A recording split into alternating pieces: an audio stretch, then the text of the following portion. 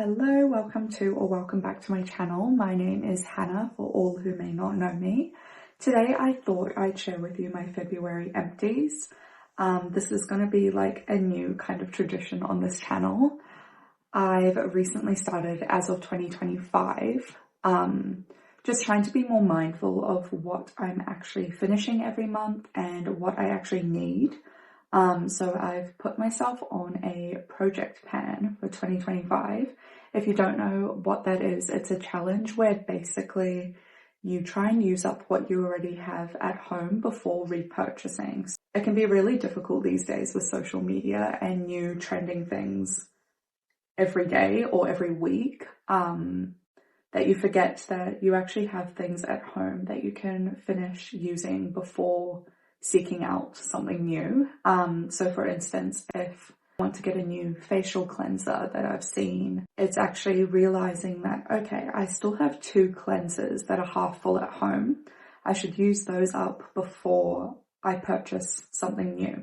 One of my goals for this year is also to have a full routine of non-pore clogging ingredients in my skincare and makeup routine. So I'm also phasing out any products that have potential pore cloggers in them. I'm not buying a whole routine at once, but I am phasing out some products. So that's kind of the backstory behind this. But this video is going to be products that I finished in February, my thoughts on them and whether I'd repurchase them. My little tub of goodies from this month, and I'm excited to show you guys what I finished this month. So firstly, we have Lush's Snow Angel Choir Shower Jelly. She's actually empty. I bought this with their Boxing Day sale, so everything's 50% off at Lush, so it was a pretty good deal. I think I got maybe 3 of them, so I still have a few to get through. I love the shower jelly. Honestly, plain soap will do, don't get me wrong.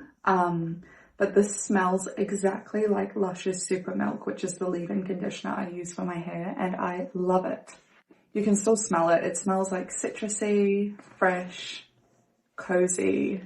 If I were buying it full price, I probably wouldn't recommend, but when Lush does have their annual sale, I think it's such a fun item to purchase for yourself as a little self-care treat. So I would repurchase this if it was during Lush's sale, otherwise I wouldn't, and I do highly recommend it if you love that Super Milk lemony, citrusy, cozy kind of smell. And it lasts quite a while as well. This will last me about a month, which is pretty good. Next we have Stella's Calligraphy Lip Stain. This one's in the color Maya. It's such a pretty color. I actually still have a little bit left, the tiniest amount. It's like it's just on its last brink, but this is the color. It is so beautiful. This one, I'd say I've seen a lot of hype on TikTok about this. Personally, it doesn't last as long as everyone says on TikTok, which is a shame. It's such a beautiful color though. It is a little bit pricey for what it's worth. 0.67 mil, and it's like 48 New Zealand dollars or something around those lines, which I think is pretty expensive for what it's worth. But if it's within your price range, it is so beautiful. It lasts a few hours, but it definitely doesn't last all day. I probably wouldn't repurchase this one personally just because of budget and longevity. Okay, next I have this concealer from Jane Iredale. This is their Pure Match Liquid Concealer. I actually got this one discounted at work. It is a mineral concealer and it's like medical grade, fully mineral. This one is really, really nice. I really do enjoy it for under my eyes and covering up blemishes. I have seen though on a few pore clogging websites that it does contain pore clogging ingredients, which is such a shame because I really do love the coverage of this concealer. This is what it looks like. and it really brightens the under eyes. If you weren't concerned about pore clogging ingredients, I would highly recommend this one if you're looking for a mineral concealer. Personally, probably wouldn't repurchase though, just due to the fact that it does have pore clogging ingredients in it. And one of my goals for the year is to try and establish a makeup routine without any potential pore cloggers. So I am probably going to pass from repurchasing this one. I recommend this product if you don't have clog prone skin. Otherwise, I'd probably give it a pass due to the pore clogging ingredients. Next, we have the infamous Tower 28 Sunny Days tinted sunscreen. This is SPF 30. I love and hate this product. I love that it's mineral sunscreen because that has been one of my goals. I'm trying to have more mineral products in my routine. I will say though, sometimes I notice it does get a little bit cakey on the face, but I think that's only when I touch it up with powder on top, it then gets a bit cakey. If I'm using it by itself, it's fine. And you don't need to use too much as well. I just use maybe like a pea-sized amount. And I use it on my whole face, and it just evens the skin tone and it protects you from the sun. What more could you want, to be honest? Personally, I would definitely repurchase this, even though I do notice sometimes it gets a little bit cakey with the powder, but that is something I'm willing to risk because this has no pore clogging ingredients in it. It gives you SPF protection and it evens your skin tone. This product definitely gets the stamp of approval from me, and I already did repurchase one early this year or late last year. So I'm actually working through that one at the moment. The second this one finished, I had a backup, so 100% would repurchase. So I would definitely highly recommend this one if you're looking for a mineral-based product with no pore clogging ingredients and SPF in it. It ticks all of those boxes. Okay, the last few bits of skincare, I guess, would be my hypochloric acid sprays. I have tried a few different brands that offer hypochlorous acid sprays, and I did finish 2 of them this month, so I'm gonna give you my thoughts.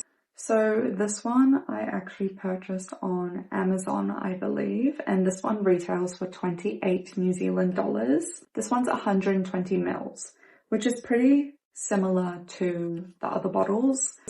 I feel like it definitely does the job for a hypochlorous acid spray. I would say though, I probably wouldn't repurchase this one because I don't really want to pay for shipping from Amazon personally when there's other options in my area that I can actually go and purchase in person. If you prefer to shop on Amazon, it's probably a good option for you, but just out of convenience, I probably wouldn't repurchase this one. Technically, this is in my empties box, but it's not really true. Basically, I found out Mecca offers both of these hypochlorous acid sprays from Tower 28 and Mario Badescu. There's a 2 ml difference with these. This one's 120 mils and this one's 118 mils. And there's like a $20 price difference. Both of the ingredients, I believe, exact same. Yeah, both ingredients on these are the exact same, but there's about a $20 difference between the two. So the thing that I did, I actually finished this one this month, the Tower 28 one, but I repurchased this Mario Badescu one and I poured it into the Tower 28 bottle. The thing is, the Mario Badescu sprayer didn't seem to spray like evenly over my face. I already had this bottle and I prefer it. I have put it in this bottle. If you already have the Tower 28, you could totally top it up with the Mario Badescu one to save some money. And so maybe there was just an issue with my bottle and it's completely fine. But I did find it didn't spray evenly. but that could just be my bottle, to be honest. So I would probably bump this up to a 9 if it's just my bottle that was having problems. I would definitely repurchase this again, and I will continue repurchasing this, but filling it up in this bottle. I hope that wasn't so confusing. Also, I completely forgot to mention the benefits of hypochlorous acid are that it helps fight acne-causing bacteria on the skin, helps calm irritation, repairs damaged skin, and it's also safe for sensitive skin. So I love using this during study days or when I'm outside hiking. After the gym, I just spray it on my face to help kill the acne-causing bacteria. Okay, so now moving on from skincare and makeup, my peppermint tea this month. I am obsessed with herbal teas at the moment. I genuinely have like my own personal apothecary in my house. I love peppermint tea. It's Planet Organics. And I think there's 25 tea bags in here. Peppermint tea helps with digestion, so I drink it after every single meal. It's also really good for relieving headaches and migraines. It helps improve your focus. I love herbal tea so much, and in particular, I love having peppermint teas after all my meals, so I would definitely repurchase. I am using Planet Organics at the moment, but honestly, any peppermint tea will do. I do like that there's no like strings, tags, or envelopes with these. It is organic, which I do prefer for teas, but sometimes the bank can't accommodate 100% organic all the time. So honestly, any peppermint tea will do. I highly recommend it and love it so much. Seems like we're on the tea train now. I finished this organic detox tea.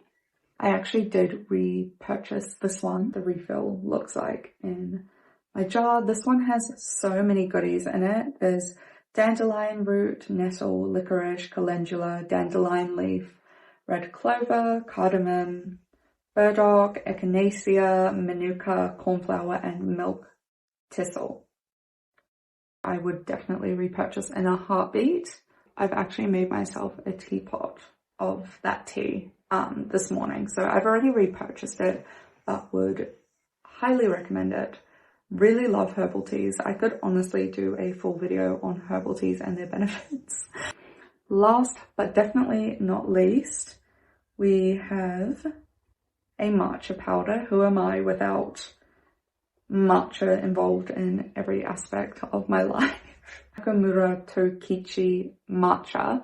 I've definitely butchered that name. I haven't done Japanese since year 8 in high school, so I definitely need to brush up on my Japanese. But this one, my boyfriend's sister picked this one up when she was in Japan for me. I don't know which. I think this one's called Seikan no Shiro, if you can see that. This one I remember being so delicious. It has a silver cap, which I feel like is quite different from their other matchas, because their other powders, I believe, have like a black cap on them. I've had them before. This one was really, really delicious. It's not very bitter, but it's also not artificially sweet. I just add honey with mine and oat milk, and it is so good.